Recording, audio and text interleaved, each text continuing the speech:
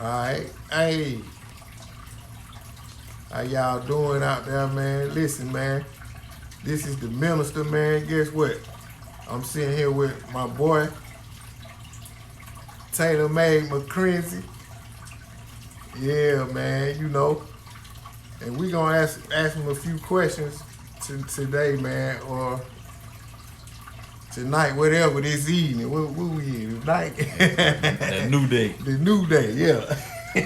Yeah. We gonna ask him a few questions, man. Man, I've been knowing the brother for a while, for some years, man. You know, I can't even count it, but I've been knowing him for a long time, man. You know, the brother in the music, he into the truth. So we just gonna go on and get into the interview. So man, Taylor Made Macrenzie, how you doing, man? I'm doing good. Been all right, man? Yes, sir. What's been up with you lately, man? Well, I came out with my book, Fall from the Trap, back in 2019. I published back in 2019, but I recently published it on Amazon. It's on Amazon right now. Yeah. With the Pain book and Fall from the Trap too. It's all on Amazon right now. You can buy it on Amazon. Okay. Yeah, I seen that on there, man. I'm gonna have to cop that too. I be forgetting. It be slipping my mind. Yeah. Yeah, I'm gonna have to get that too. Yeah, I seen that on there, man. That's good, man. So is it, how is it doing so far? Doing a little something?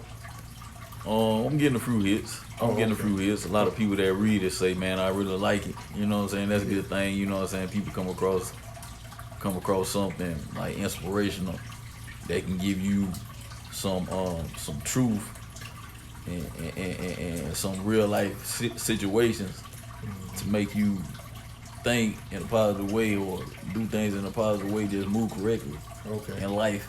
That's a plus. That's kind of the direction I'm moving in the book. Just shedding a light on some things, and it's been a blessing. It's been a blessing. Okay. So moving on, man. Listen, I know I called you Taylor Made Macrenzie, right? I know that was your name, but I'm gonna ask you this though, man. Look, tell me why you changed your name to Donte Kole. I'm gonna say I changed my name. I just gave myself a new name. Okay. Came up with the name Donte Kole. That's my Hebrew name. I also really have my real name was Micah. So Micah is Hebrew anyway. But from a rapping standpoint, I came up with Donte Kole, and it means enduring victory of the people. And that was a plus. So I was like, yeah, I gotta go with that. Okay, so say what it mean again, say it. Enduring victory of the people. Okay. Don't worry about that. Oh, okay. Hey, that's a good thing, man.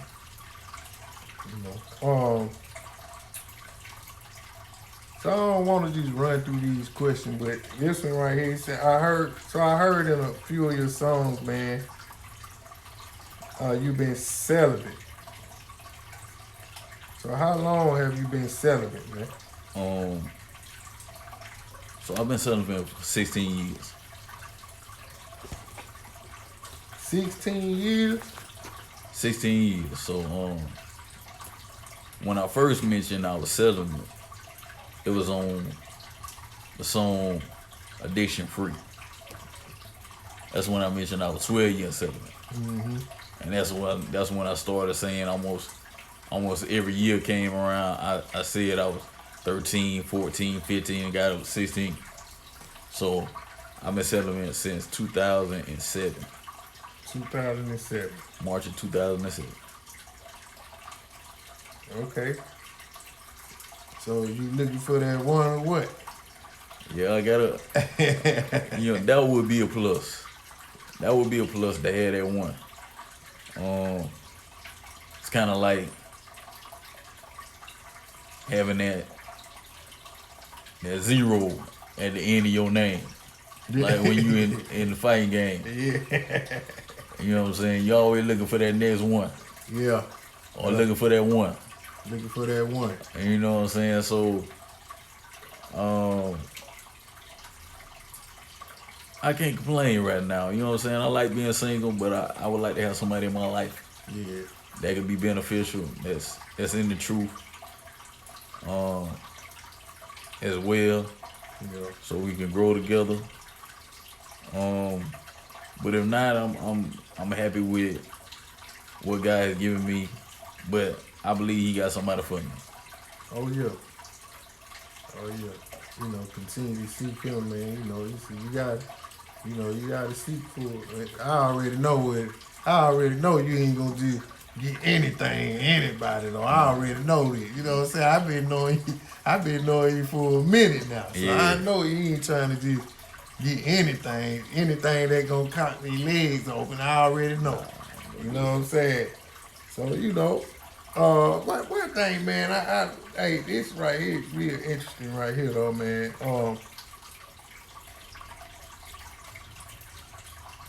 Okay, we gonna change it up for a minute, right? So, what is the whole thing about you being apprehended earlier this year?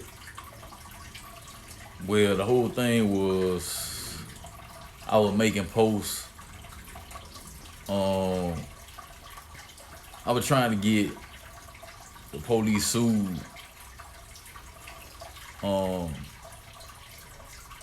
for absolutely trying to kill me at a point in time.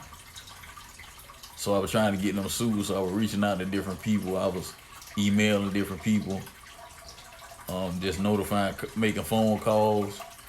I even called the bank trying to get them sued. Mm-hmm. And I got apprehended, and they took me to a facility for like 2 months. They had me in there for 2 months, which is kind of crazy because I'm like, y'all complain about me making a post, but y'all ain't complaining about the police trying to kill another black man. Yeah. Which is sad because a black man's worth, so-called black man, and that worth is like you worth more when you dead than when you alive. Mm-hmm. So it's crazy how after all that, they weren't trying to hear nothing I was saying. They was more concerned about, well, you just don't need to do it again. And I'm like, what if they do it again? Yeah. You know. Yeah. So that was the whole thing with that. So through all of that, though,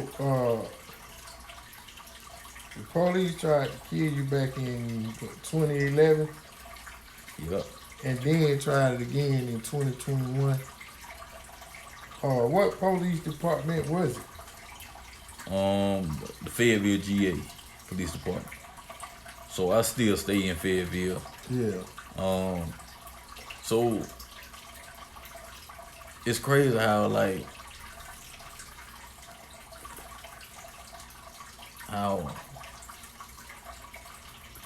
when I mentioned it, I even called up to the Fayetteville GA Police Department and mentioned it to the people.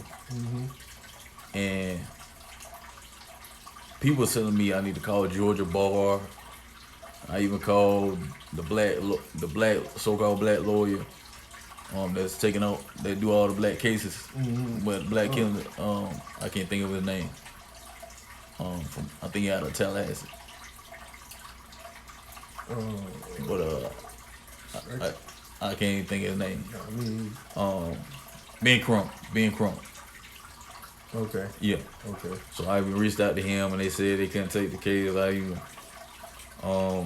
when I was apprehended, they had a court date.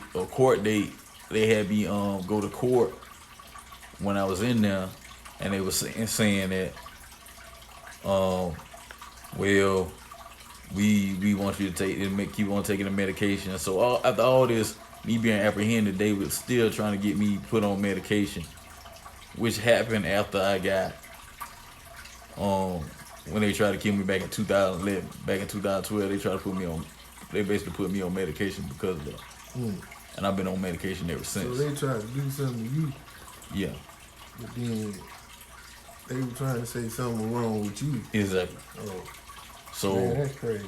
so they had a court date for me, and they were just saying like, well, do you have anything to say? I'm like, well, I'm basically trying to plead my case like, well, the police tried to kill me. Mm-hmm. You know what I'm saying?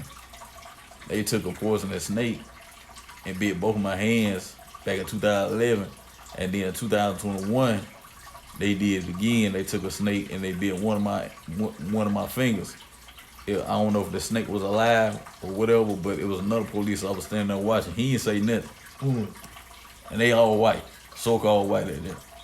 Man, that's crazy. You know what I'm saying? So they standing there watching, and they seeing what's going on, and ain't saying nothing because it's sad to say, but they don't care about it. They don't care about the so-called black man. Nah, man, we know that. We in last place. Definitely don't care about the black man. You know what I'm saying? So-called black man at all, man. They put the woman before us anyway. Mm-hmm. You know what I'm saying? We in last place. Yep. And it's crazy. And that's what we talk. Yeah. Yeah. It's crazy how like you can plead your case all day, but they ain't trying to hear it. They ain't trying to, man. Like we being held captive. Yeah, they ain't trying to hear, man. So what happened before that? Before all that triggered, though, what happened? Back in 2012, my parents left me at a rehabilitation hospital. Okay. You know what I'm saying? I was back in 2012. I was in shape. I was running 4.2 in the 40. Yeah. I was 160 pounds. Yeah. I was boxing, running track, playing basketball, doing like I do most of my life anyway. And I was in shape. And one day, after they made me turn my license in, they said we're gonna go turn your license in for I don't know what. When I got arrested back in 2011, when the police tried to kill me, they tried to say I was drinking, but they never gave my breathalyzer test, Mm-hmm. so they never could prove it. So everything all the charges got dropped because they couldn't prove They it. say you. They said I was drinking, but they never gave me a breathalyzer test. Well, I don't even. What you drunk a little wine before? Nah, I ain't drink nothing. I They wasn't ain't even that what I'm drinking saying. I don't even. nothing. But anyway, That's crazy. back in 2012, my parents left me at a rehabilitation center in Columbus. They drove me all the way there after I got my haircut. And then they was lying to people, telling people I was sick. Okay. They was lying to different people at church, and people from church would call them there, people wives would call them there, and I'm like, I don't even talk to you on a regular day basis. Why are you calling up here? Yeah. You know what I'm saying? I don't even talk to you like that. Okay. And I don't even like to talk to other people wives on the phone when I feel a certain type of way. Uh-huh. Like why is you calling me? Yeah. You know what I'm saying? Yeah. Why ain't some of my homies calling me? Yeah. You know what I'm saying? I don't even Right. talk to you like that, and I was just sitting there thinking like, I sat in there for a whole year. A whole year I was in the hospital. Wasn't sick, wasn't hurt to the point to where I was handicapped, wasn't none of that. Yeah, so how old were you then? I was I think I was 25. Okay. That was 13 years ago. Okay. So I was about 25. And it was crazy, man. It was one of them experiences where it's like, man, it made me change my whole train of thought to where I can't even trust. But it's like people that close to you can do you worse than somebody. That's the only people you got to really worry about. You got to watch the people that's close to you. Yeah. And it hurt me most that it was my own people that were close to me. I never would have thought that would have happened Yeah. to me. Yeah, that is messed up. So listen, man, I remember you telling me the beginning of this year, a female you were talking to put something in your drink. made you end up in the ER. See, you ended up in the ER twice. I remember you telling me that. What's up with that? You said she put something in your drink, man? Yeah, so what happened was, you know what I'm saying, the girl I was talking to, I met her, I was out working one day and I met her and I got her number. We was talking, I was buying her things, I was buying her this, buying her that. She needed this, I got her for her. So I was like, one day I was like, man, just come over to the house and spend the night at the house. So I go pick her up. We go back to the house after I went and got some food for us to eat. We eating. Then I was like, I left my drink on the table and went to the bathroom. Something told me right then to grab my drink and take it in the bathroom with me. Yeah. Something told me right then. The Holy Spirit told me right then to take your drink with you. But I ended up leaving it on the table, and I came back, and when I took a squeak, it felt like a string or something was on the straw. Like, it felt like a string or something. It wasn't a string, but it was like it had melted. Yeah. And it was like a string coming through the straw. Dang, man. Whatever it was. But I only took a little squeak. I ain't take a big squeak. I took a little squeak. Okay. And we went upstairs and laid down. And I'm feeling on her till we didn't have sex. But because the next day,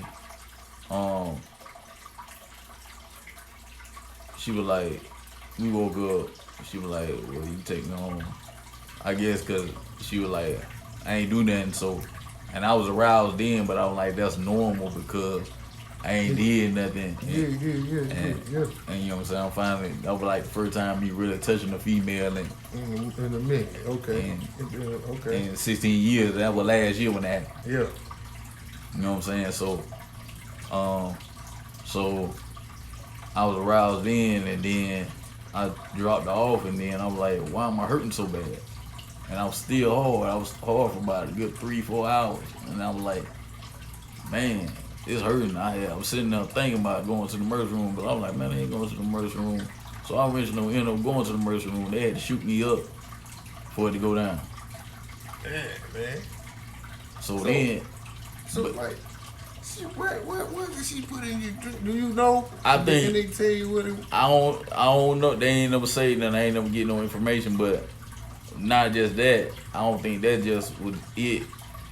But when she was laying there, I smelled the hair. My head was in her. She was in front of me, and her head was in my face, and she was evidently she been smoking weed. Oh, okay. And it was in my face where I was laying there, and I could smell the weed from my hair. It was right there on my nose. Yeah. You know what I'm saying? That could have made it worse. You know what I'm saying? But other than that, I know she had to put something in my drink because I had erection about a good whole month. I had a erection about a good 2-3 weeks. I had a erection. Dang. And on the way it went down is because they gave me some medication before it to go down. After they shot me up, after I went to the ER twice. And I was gonna go a third time, but I was like, man, I ain't going to. That wasn't good. That wasn't good. That wasn't good. Nah, that wasn't good. Wow, man. So they shot me up. I got the medication, and they were just like, man. They were like, what? Because when I first got there the first time, they were like, well, you know, crack. The white doctor was like, you know, crack. Crack can do it. Crack can make you have an erection. I'm like, crack. Like, ain't nobody else on crack. Oh, you know man. what I'm saying? But then they looking at you like they already think you done did something wrong. They you guilty before you innocent around here. Yeah. You know what I'm saying? When you're so-called black man. Yeah. And you know, I was like, and then when I texted the girl, I was in the ER. She laughing, sending laughing emojis. Oh, like something funny though. Yeah, like something funny. Like that ain't good. That wasn't good That wasn't cool. at all. So you know, it made me step back, and it's a good thing though. It's a good thing I ain't look, cause they acted like they wanted to chop my thing off when I was in there. Real, they acted like they wanted to chop my thing off because they were looking like, well, what are we gonna do? You know what I'm saying? Can't keep doing this. I'm like, keep doing it. You work here. This is your job to serve. You know what I'm saying? You make it seem like I'm coming in here with an order, and y'all got the order right, and the food ain't messed up. Man. You know what I'm saying? So yeah, that's what happened. Yeah, that's crazy, man. Yeah. Alright, man. So that right there was heavy. You know what I'm saying? Yeah. Hey, That was heavy. yeah, that was heavy, there, man. People be playing these games out here. Yeah. You know what I'm saying? That's crazy, but Yeah.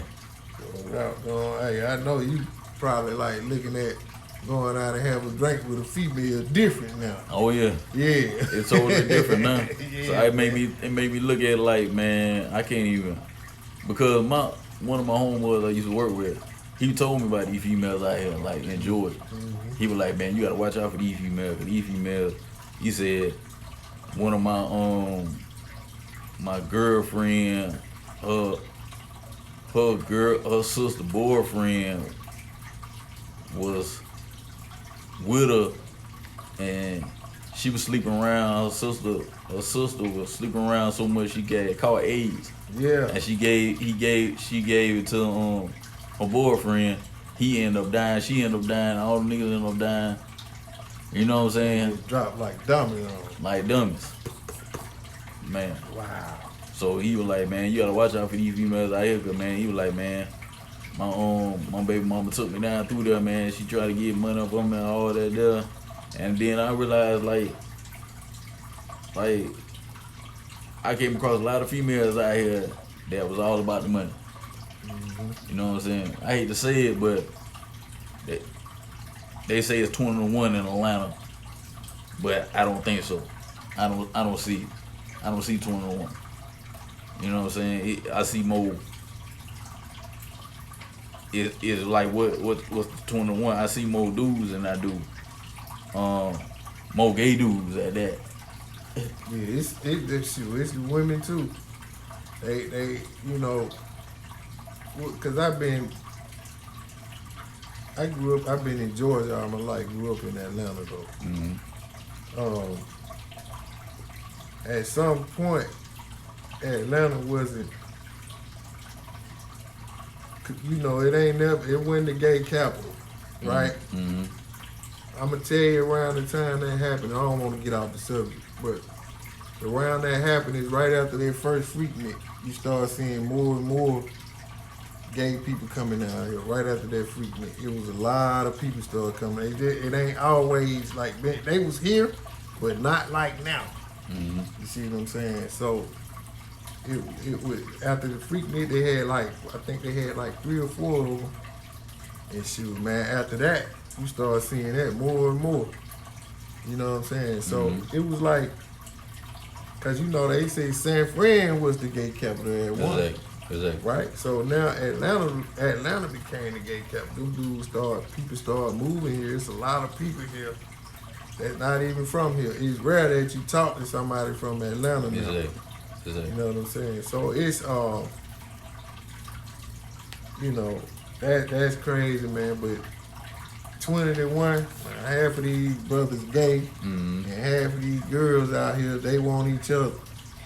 You know, or they chasing the bag, like you said. Yeah. You know, you gotta have a little paper now. Yeah. Right? So they do be tripping though. You know what I'm saying? But anyway, man, that was heavy. Glad you alright. You know what I'm saying? Cause that was crazy, man. I'm still here. That's crazy. Something could have happened, bro. That's like that ain't. You know what I'm saying? Yeah, that's like 3 death sentences, all that. In a short time, in a 10-year span. That's like. Something could have happened, man. Yeah. You know. So man, let's move on from that, bro. Yeah. Yeah. Let's move on, man. So Listen, man, when the last time you been to Sunday service, man? You mean to tell me you still going to Sunday service, man? No. You been Nah, I ain't been to Sunday service in a minute. Like, yeah. well, probably since coronavirus hit, that probably the last time I really been to Sunday service. Yeah. Nah, I wouldn't say that. I've been since then. They probably were like, it might have been 2020, 2019. Might have been 2020 the last time I went. Yeah, that was 2021. around when the Coronavirus. C-19 hit. Yeah. So I ain't, you know what I'm saying, the whole thing about Sunday service is, I know you already know, but just Sunday worship, you know what I'm saying, comes from Nimrod, the sun god. Mm-hmm. And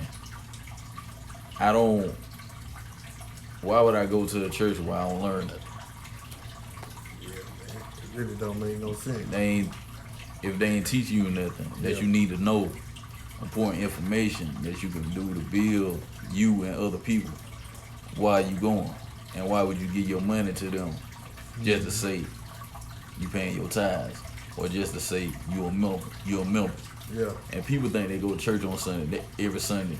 They think they saved just because they go to church every Sunday. Yeah, well, we know that ain't. Yeah. We know that ain't true. Yeah.